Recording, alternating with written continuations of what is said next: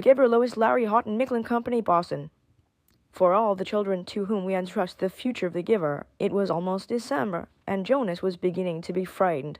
No, wrong word, Jonas thought. Frightened meant that deep, sickening feeling of something terrible about to happen. Frightened was the way he had felt a year ago when an unidentified aircraft had overflown the community twice.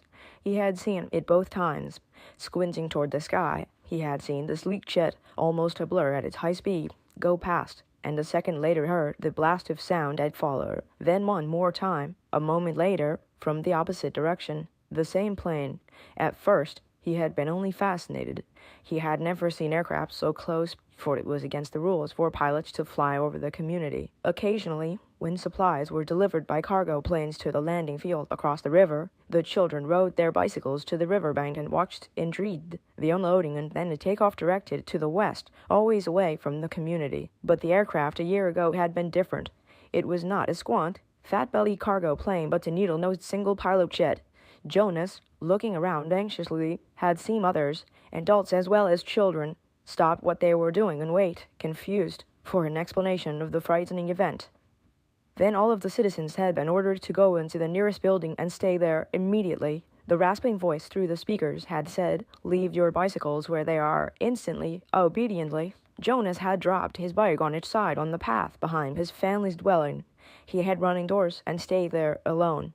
His parents were both at work, and his little sister, Lily, was at the child care center where she spent her after-school hours. Looking through the front window, he had seen no people, none of the busy afternoon crew of street cleaners, landscape workers, and food delivery people who usually populated the community at that time of day. He saw only the abandoned bikes here and there on their sides. An upturned wheel on one was still revolving slowly. He had been frightened. The sense of his own community silent, waiting, had made his stomach churn. He had trembled, but it had been nothing.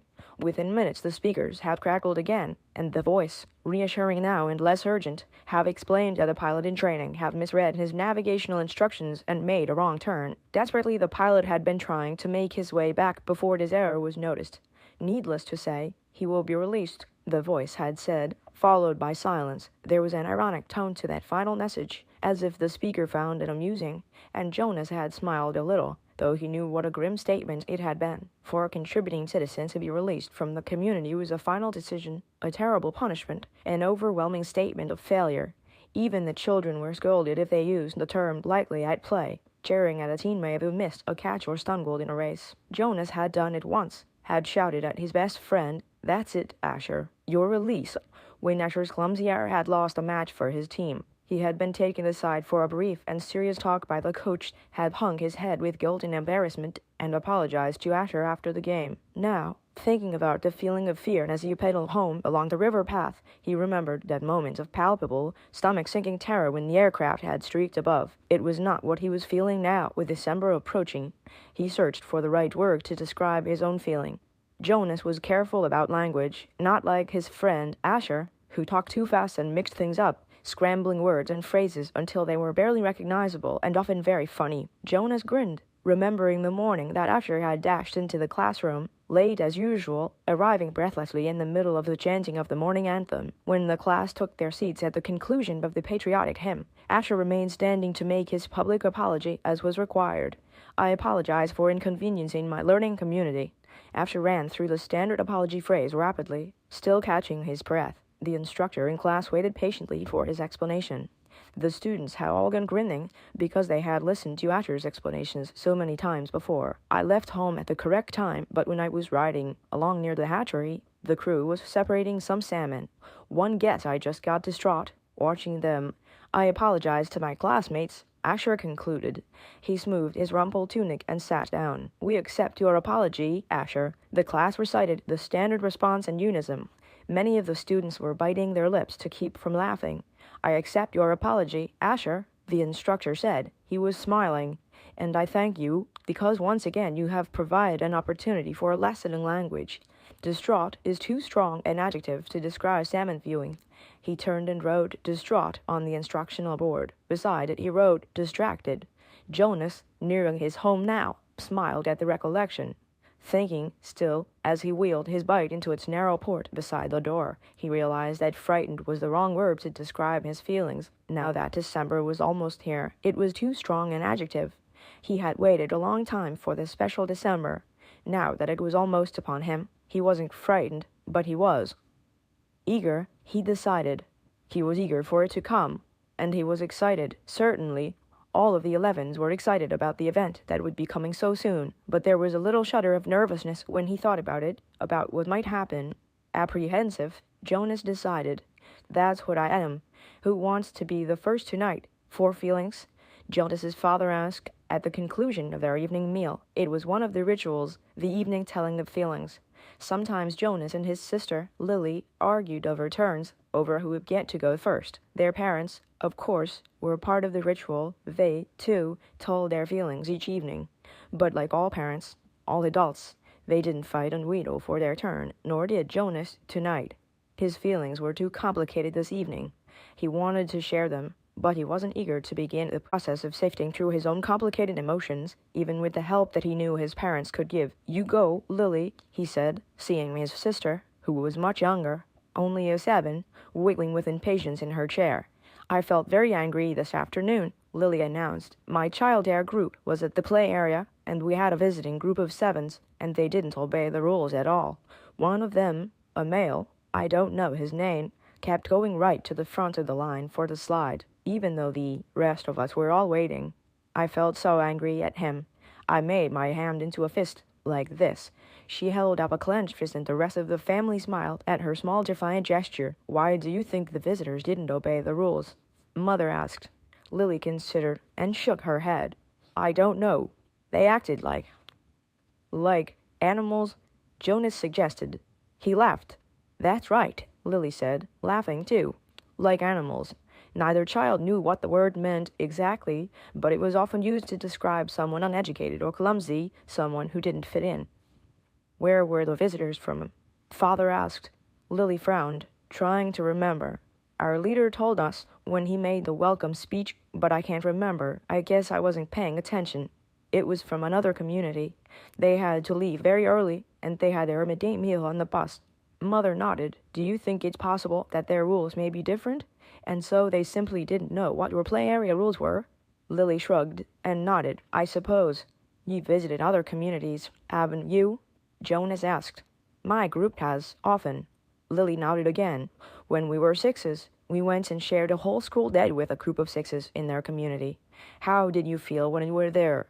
Lily frowned. "I felt strange, because their methods were different. They were learning usages that my group hadn't learned yet, so we felt stupid." Father was listening with interest. "I'm thinking, Lily," he said, "about the boy who didn't obey the rules today. Do you think it's possible that he felt strange and stupid, being in a new place with rules that he didn't know about?" Lily pondered that. "Yes," she said, finally. "I feel a little sorry for him," Jonas said.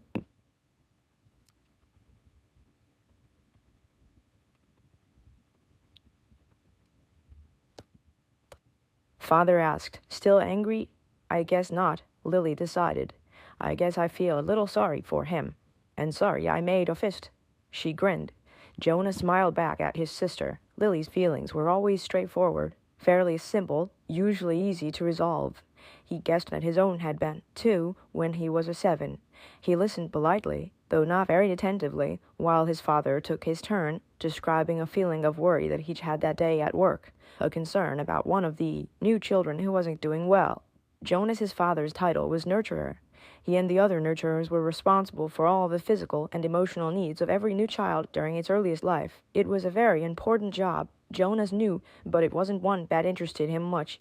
"What gender is it?" Lily asked. "Male," Father said. "He's a sweet little man with a lovely disposition, but he isn't growing as fast as he should, and he doesn't sleep soundly. We have him in the extra care section for supplementary nurturing, but the committee's beginning to talk about releasing him." "Oh, no," Mother murmured sympathetically. "I know how sad that must make you feel." Jonas and Lily both nodded sympathetically as well.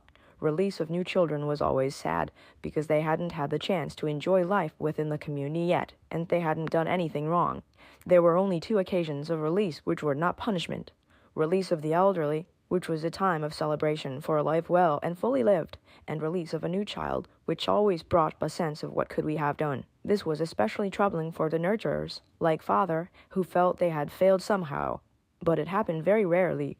Well, father said, I'm going to keep trying. I may ask the committee for permission to bring him here at night, if you don't mind. You know what the night crew nurturers are like. One think this little guy needs something extra.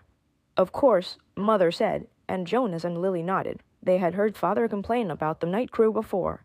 It was a lesser job, night crew nurturing, assigned to those who lacked the interest or skills or insight for the more vital jobs of the daytime hours. Most of the people on the night crew had not even been given spouses because they lacked, somehow, the essential capacity to connect to others, which was required for the creation of a family unit. Maybe we could even keep him, Lily suggested sweetly, trying to look innocent.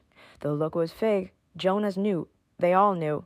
Lily, mother, reminded her, smiling, you know the rules. 2 children, 1 male, 1 female, to each family unit, was written very clearly in the rules. Lily giggled. Well, she said, I thought maybe just this once. Next, mother, who held a prominent position at the Department of Justice, talked about her feelings. Today a repeat offender had been brought before her, someone who had broken the rules before, someone who she hoped had been adequately and fairly punished, and who had been restored to his place, to his job, his home, his family unit. To see him brought before her a second time caused her overwhelming feelings of frustration and anger, and even guilt that she hadn't made a difference in his life. I feel frightened, too, for him, she confessed. You know that there's no third chance. The rules say that if there's a third transgression, he simply has to be released. Jonas shivered. He knew it happened. There was even a boy in his group of 11s whose father had been released years before. No one ever mentioned it. The disgrace was unspeakable. It was hard to imagine. Lily stood up and went to her mother. She stroked her mother's arm. From his place at the table, father reached over and took her hand. Jonas reached for the other. One by one, they comforted her. Soon she smiled, thanked them, and murmured that she felt soothed. The ritual continued. Jonas? Father asked, your last tonight. Jonas sighed. This evening he almost would have preferred to keep his feelings hidden, but it was, of course, against the rules. I'm feeling apprehensive, he confessed, glad that the appropriate descriptive word had finally come to him. Why is that, son? His father looked concerned. I know there's really nothing to worry about, Jonas explained, and that every adult has been through it. I know you have, father, and you too, mother. But it's the ceremony that I'm apprehensive about. It's almost December. Lily looked up, her eyes wide. The ceremony of 12, she whispered in an odd voice. Even the smallest children, Lily's age and younger, knew that it lay in the future for each of them. I'm glad you told us of your feelings, father said. Lily, mother said, beckoning to the little girl. Go on now and get into your nightclothes. Father and I are going to stay here and talk to Jonas for a while. Lily sighed, but obediently she got down from her chair. Privately? She asked. Mother nodded. Yes, she said. You can now go to www.tmschools.com to test your knowledge and comprehension with a quiz or answer a comprehension question.